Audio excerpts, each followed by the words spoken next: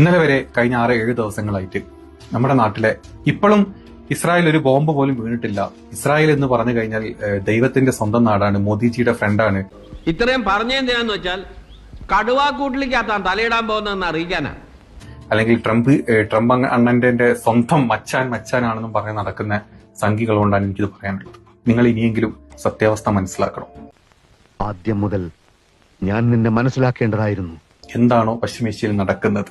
നിങ്ങൾ ഇവിടെ കാണുന്ന കേരളത്തിലും അല്ലെങ്കിൽ ഇവിടെ കാണുന്ന മോദി വാട്സപ്പ് യൂണിവേഴ്സിറ്റിയിലും മോദി ഗോദി മീഡിയയിലും അതല്ലെങ്കിൽ സംഘപരിവാർ വാണ ചാനലുകളിലും കാണുന്നതല്ല അവിടെ നടക്കുന്നത്. ഈശ്വരാ, ഇതിലും വരുന്നെന്തോ വരാനിരുന്നതാ, ഇങ്ങനെ തീർന്നത് നന്നായി. അവിടെ യഥാർത്ഥത്തില് ഒരുപാട് കെട്ടിടങ്ങളും ഹോസ്പിറ്റലുകളും സ്കൂളുകളും എല്ലാം തകർന്നിട്ടുണ്ട്. ഇതിപ്പോ തിരിച്ചടികളുടെ കാലമാണെന്ന് തോന്നുന്നു. കർമ്മ എന്ന് പറയും. പണ്ട് ഗസയിൽ കൊണ്ട് ബോംബിട്ട് 10-70 ഹോസ്പിറ്റൽസും 10-100 മേലെ സ്കൂളുകളും അവിടുത്തെ ആ ഒരു ഗസ എന്ന് പറഞ്ഞൊരു സ്ഥലത്തിന് ശവപ്പറമ്പാക്കി മാറിയ സമയത്ത് ഒരു യുദ്ധനീതിയും ഇല്ലാണ്ട് യുദ്ധക്കുറ്റങ്ങൾ മാത്രം ചെയ്തിട്ടുള്ള നെതന്യാഹുവിന്റെ സ്വന്തം തെല്ലവീവിലാണ് പൊട്ടിക്കൊണ്ടിരിക്കുന്നത് ബോംബുകൾ. പുതുമുത്തച്ഛന്മാർ ചെയ്ത പുണ്യം കൊണ്ടാ കാറ്റുപോകാതെ ഇവിടെ ഇപ്പൊ എങ്ങനെ നിൽക്കുന്നത്. ബിൽഡിംഗ് പൊളിഞ്ഞിട്ടും മറ്റു പല രീതിയിലും കാഷ്വാലിറ്റീസും ഒരുപാട് പേരും മരിച്ചിട്ടും ഈ കാര്യങ്ങളൊന്നും പുറത്തോട്ട് വിടാണ്ട് ഇങ്ങനെ കുട്ടിപ്പിടിച്ച് നിൽക്കുന്ന അവസ്ഥ. എന്റെ ചോര കണ്ടാലേ ഇവനൊക്കെ തൃപ്തി വരെയുള്ളൂ. നമ്മുടെ നാട്ടിൽ നിന്ന് അവിടെ പോയിട്ട് കണ്ടവന്റെ ചന്തി കഴുകി ജീവിക്കുന്ന കുറെ ആളുകൾ വാർത്തയിൽ വന്നിരുന്ന് ഞങ്ങളിവിടെ സേഫാണ് എന്ന് പറയും. ഇത് എന്നെ ഉദ്ദേശാണ്, എന്നെ തന്നെ ഉദ്ദേശാണ്, എന്നെ മാത്രം ഉദ്ദേശം. രാത്രി ഉറക്കമില്ലാണ്ട് ബങ്കറിന്ന് പുറത്തു വരുന്നു, അകത്ത് കയറുന്നു, ഇങ്ങനെ ജീവിക്കുന്ന, എന്നിട്ടും സ്വന്തം അന്നം തരുന്ന രാജ്യമായോണ്ട് സപ്പോർട്ട് ചെയ്യട്ടെ, അത് അവരുടെ ഇഷ്ടം. കാര്യങ്ങളൊക്കെ കൈവിട്ട് പോയല്ലോ തിരുവട്ടമാ. എന്നിട്ടും ആ ഒരു അവസ്ഥ പുറത്ത് കാണിക്കാണ്ട് ജീവിക്കുന്ന കുറെ ജീവികൾ മാത്രമാണ് ഇസ്രായേൽ ഇപ്പോൾ ഉള്ളത്. കടിക്കുന്ന പട്ടിക്കാണെങ്കിൽ കൂടെ എന്റെ കാര്യം പറഞ്ഞാൽ മനസ്സിലാവും. ഇവന്മാര് അയ്യോ, ടെഹ്റാനെ ഇസ്രായേൽ പ്രകോപിപ്പിക്കുന്നത് കൊണ്ടോ അവിടുത്തെ കുഞ്ഞുങ്ങളെ കൊല്ലുന്നത് കണ്ടോ എന്ന് പറഞ്ഞ് കരച്ചിൽ തുടങ്ങും. അപ്പോൾ ബുദ്ധിപരമായി തന്ത്രപരമായി ടെഹ്റാനിന് അപ്പൊ ഇന്ന് ലോകരാജ്യങ്ങൾക്ക് ഇസ്രായേലിനെ നോക്കി എന്ത് ചെയ്യാൻ പറ്റത്തില്ല? ലോകരാജ്യങ്ങൾക്ക് ഇസ്രായേലിനെ നോക്കി പറയാൻ പറ്റത്തില്ല. പോക്കിരി, താന്തോന്നി, ധൂർത്തൻ, പെണ്ണുപിടിയൻ, അങ്ങനെ വിശേഷ പട്ടങ്ങൾ ഏറെയുണ്ട്. റീന ഫ്രാൻസിസ് എറുഷലേമിൽ നിന്നും. പ്രിയ സഹോദരങ്ങളെ, എരുഷലേമല്ല, ടെല്ലവീവ് എന്ന് വേണം പറയാനായിട്ട്. ഞാനിപ്പോൾ ഉള്ളത് ടെല്ലവീവിലാണ്. എല്ലാം മുകളിലിരിക്കുന്ന ഒരാളുടെ ലീലകളല്ലേ. നമ്മുടെ സുടുക്കുഞ്ഞുങ്ങളുടെയൊക്കെ കണ്ണുനീര് ഒന്ന് ഒപ്പാമെന്ന് കരുതി ഞാൻ വന്നതാണ് ടെല്ലവീവിലോട്ട്. എന്തായാലും ഇവിടെ നടക്കുന്ന കാര്യങ്ങളെല്ലാം എന്തായാലും നമ്മുടെ മാമാ മാധ്യമങ്ങൾ, ഇന്ത്യയിലുള്ള കേരളത്തിലുള്ള മാമാ മാധ്യമങ്ങൾ സത്യം നിങ്ങളോട് പറഞ്ഞു തരാറില്ല. എപ്പോഴും അവർ കള്ളത്തരങ്ങൾ പറയുകയും ഇസ്രായേലിനെ എങ്ങനെയെങ്കിലും അപമാനിക്കുകയും ഇസ്രായേലിനെതിരായി വാർത്തകൾ ചമയ്ക്കുകയും ഒക്കെ ചെയ്യുന്ന ഒരു മാമാ മാധ്യമങ്ങൾ ഉള്ളിടത്തോളം കാലം നിങ്ങൾക്ക് സത്യങ്ങൾ മനസ്സിലാക്കാൻ വളരെ ബുദ്ധിമുട്ടാണ്. അപ്പോൾ അതുകൊണ്ടാണ് ഞാനിപ്പോൾ ലൈവായിട്ട് തന്നെ നിങ്ങൾക്ക് കാഴ്ചകൾ കാണിച്ചു തരാൻ വേണ്ടി ഞാൻ ഇവിടെ വന്നിട്ടുണ്ട്. ഇസ്രായേലിലെ കെട്ടിടങ്ങൾ തകർന്ന് താളടിയായി ഇവിടെ മൊത്തവും നശിച്ച് നാറാണക്കല്ല് എടുത്തിരിക്കുകയാണ്. പിന്നെ ഇസ്രായേൽ ഈ ആർട്ടിഫിഷ്യൽ ഇന്റലിജൻസിന്റെ സഹായത്തോടു കൂടി അവർ കാണിച്ചു കൂട്ടുന്ന അഭിപ്രായങ്ങളെല്ലാം എന്താണെന്നുള്ളതിന്റെ സത്യാവസ്ഥ നിങ്ങൾ അറിയണമല്ലോ. അതുകൊണ്ട് ഇസ്രായേൽ എന്താ നടക്കുന്നതെന്നുള്ള കാഴ്ചകൾ ഞാൻ കാണിക്കാം നിങ്ങൾക്ക് ലൈവായിട്ട് തന്നെ. ഇതാണ് കഴിഞ്ഞ ദിവസം ആദ്യമായിട്ട് ഇസ്രായേലിൽ മിസൈൽ വീണപ്പോൾ തകർന്ന ബിൽഡിംഗ് എന്ന് പറയുന്നത്. ഇത് വലുതെന്തോ വരാൻ പോകുന്നെന്നാ തോന്നുന്നത്. ഇപ്പൊ നിങ്ങൾക്ക് കാണാൻ പറ്റും ആ ബിൽഡിങ് ഗവൺമെന്റിന്റെ സഹായത്തോടു കൂടി അവര് എന്താ പറയുന്നത് പൊളിച്ചുകൊണ്ടിരിക്കുക. ഈ കാണുന്ന അവിടെ കിടക്കുന്ന ആ ബിൽഡിങ്ങും ഇതിന്റെ അപ്പുറത്തുള്ള വീടുകളുടെ എല്ലാം ഗ്ലാസുകളെല്ലാം പൊട്ടിയിട്ടുണ്ട്. ഇതാണ് ഇവിടുത്തെ കാഴ്ച. ഇതേ തീക്കൊള്ളി കൊണ്ട് തലയെറിയുന്ന പോലെ ഇനി പുറത്തിറങ്ങിയുള്ള അഭിനയം നിർത്ത്.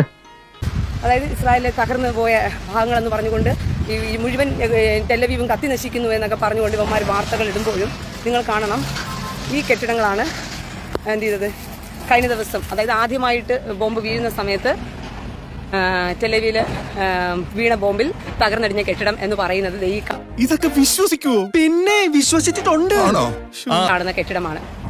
നിങ്ങൾക്ക് താഴെ കിടക്കുന്ന നാമാവശിഷ്ടങ്ങൾ കാണാം. അത് ഇങ്ങനെ മാറ്റിക്കൊണ്ടിരിക്കുകയാണ്. ഉടനെ തന്നെ ഇതിന്റെ പണി തുടങ്ങും. അത് കാണിച്ചിരുന്ന സൈറ്റൊക്കെ ഇത് തന്നെ ആയിരുന്നു പ്രിയ സഹോദരങ്ങളെ. എന്തെല്ലാം വൃത്തികേടുകൾ ആർട്ടിഫിഷ്യൽ ഇന്റലിജൻസിന്റെ സഹായത്തോടു കൂടി ഇവന്മാർ കാണിച്ചുകൊണ്ടിരുന്നത്. എന്റെ പൊന്നു ജോസ്പേട്ട, ഇനിയെങ്കിലും ഈ പന്നത്തരം പറച്ചിലൊന്നും നിർത്ത്. ഹൃദയത്തിന്റെ നിറവിൽ നിന്നാണ് അതിരം സംസാരിക്കുന്നത്. അതെ, അതുകൊണ്ടാണ് നിന്റെ കൊതത്തി വന്നിട്ട് തുലിക്കന്മാരെല്ലാം കൂടി വെടിവെക്കുന്നത്. നീ ഹൃദയത്തിന്റെ നിറവിൽ നിന്നുകൊണ്ട് കൊതം കൊടുത്ത് അതരം വഴിക്ക് ഒഴുക്കി. ഇപ്പോഴും നല്ല വിഷമമുണ്ടല്ലേ? നീ കൊതം വഴിക്ക് ഒഴുക്കി കൊടുക്കും. ടിൻസി ജോജോ, മനസ്സിലായോ സഹോദരങ്ങളെ?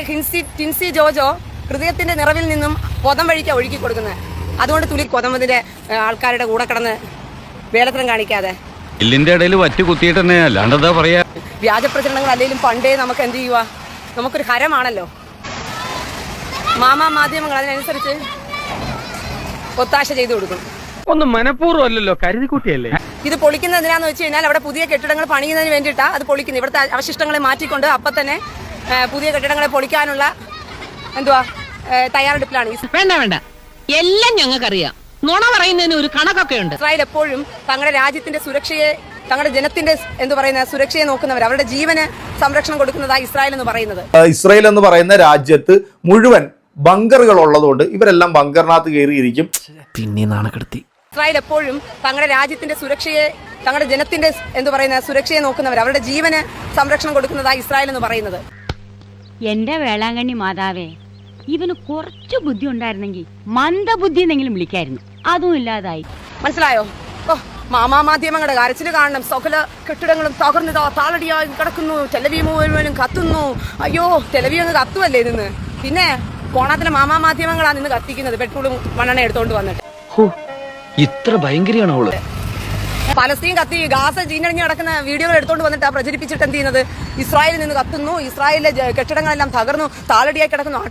മീഡിയ ഫണ്ട് പറയും ഇസ്രായേൽ തീർന്നു, ഇസ്രായേൽ ഒലക്കേണ്ട മൂഡ് ഗണിക്കുന്ന ഗിണിയാണെന്ന് പറഞ്ഞിട്ട് ഇവിടെ തെമ്മാടിത്തരം പറയാനാ നിന്റെ ഉദ്ദേശമെങ്കിൽ നിന്റെ തെമ്മാടിത്തരം കേട്ടിരിക്കാനുള്ളവളല്ല റീന. കാലേവാരി അടിക്കും കഴുതകളെ. ഞങ്ങൾ 24 മണിക്കൂർ നിങ്ങളെ കണ്ടുകൊണ്ടിരിക്കുകയാണ്. ഞങ്ങൾക്ക് എന്താ ചെയ്യേണ്ടതെന്ന് അറിയാം. കോണാത്തിലെ വർത്തമാനം പറഞ്ഞ് എന്നോട് വന്നു കഴിഞ്ഞാൽ നീ ആരാടി എന്നോടൊക്കെ സംസാരിക്കാനായിട്ട്? അത്രയ്ക്ക് എത്ര വളർന്നിട്ടുണ്ടോ എന്നോട് സംസാരിക്കാൻ മാത്രം? എന്നെ ഉപദേശിക്കാനൊന്നും ഇവിടെ നിങ്ങൾ ആരും വളർന്നിട്ടുമില്ല, എന്നോട് സംസാരിക്കാൻ നിങ്ങൾ ആരും വളർന്നിട്ടുമില്ല. പറഞ്ഞ മനസ്സിലായോ? റീനയോട് നല്ലതാണെങ്കിൽ റീനയും തിരിച്ച് നല്ലതാ. റീനയോട് തെമ്മാടിത്തരമാണെങ്കിൽ തിരിച്ച് റീന തെമ്മാടിത്തരം കാണിച്ചു തരും. നിനക്കിതൊന്നും പറഞ്ഞിട്ടില്ലേ, നീ കളഞ്ഞിട്ട് പോടെ. ഞാൻ വക്രനോട് വക്രനാ, നല്ലവനുക്ക് നല്ലവനുമാ. ഹോസ്പിറ്റലിൽ ഒന്നും ഒരു പ്രശ്നവുമില്ല. നീ അങ്ങനെയല്ലല്ലോ നേരത്തെ പറഞ്ഞത്. എന്ത് ചെയ്യരുത്? ടെഹ്റാനെ ആക്രമിക്കരുത്.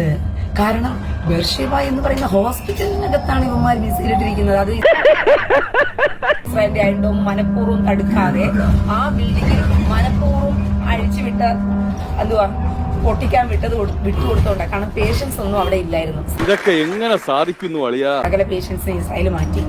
ഒരു പേഷ്യൻസിനും പരിക്കേറ്റില്ല.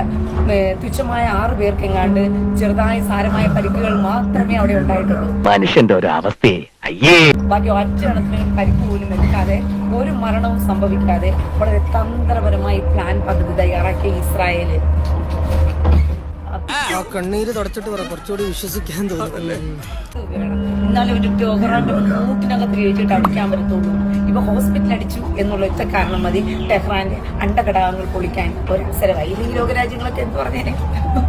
അയ്യോ, ഇസ്രായേലും പ്രകോപനപരമില്ലാതെ ഓവറായി പോയോന്നൊരു സംശയം. കറക്റ്റ് പുറം കയറി കിടക്കുന്നതിനെ കരയാതെ ഇസ്രായേലിൽ വീട് പൊട്ടുന്നതിനെ ഓർത്ത് നിങ്ങൾ കരയുന്നത്. ഇസ്രായേലിൽ വീട് പൊട്ടാൻ ഇസ്രായേൽ അനുവദിച്ചു കൊടുക്കുന്നത്. എന്നാലേ ഈ യുദ്ധം മുന്നോട്ട് പോകത്തുള്ളൂ. വിവരം കെട്ടവന്മാരെ.